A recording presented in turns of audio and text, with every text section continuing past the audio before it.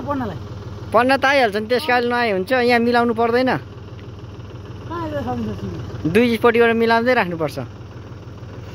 एक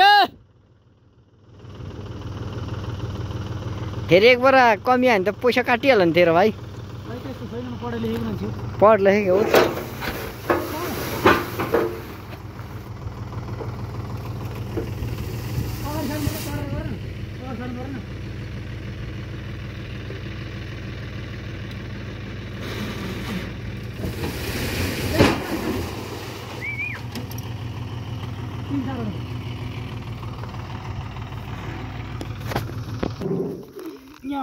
तेर्छौ त्यसरी तपाईँले अगाडि मुख लाउनु न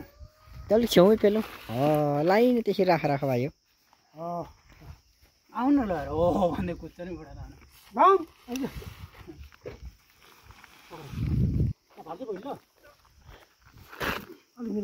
अलिक मिलाउ भाइ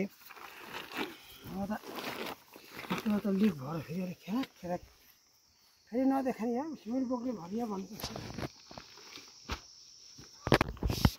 यो सिमेन्ट हो भनेर सोध्नु भयो सिमेन्टै होला यो सिमेन्ट अरे सबभन्दा कडा सिमेन्ट यही हो चेप्टर हालिन् त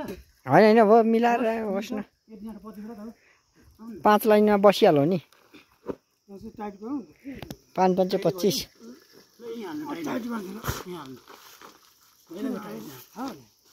लेखेको पुरै जिम्मा यस नसकिन्जेलसम्म तेरो जिम्मा हो ल मसला बनाउने म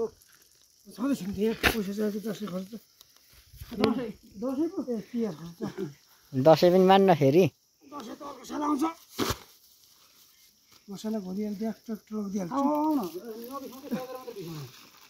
होइन म बिसाएको छैन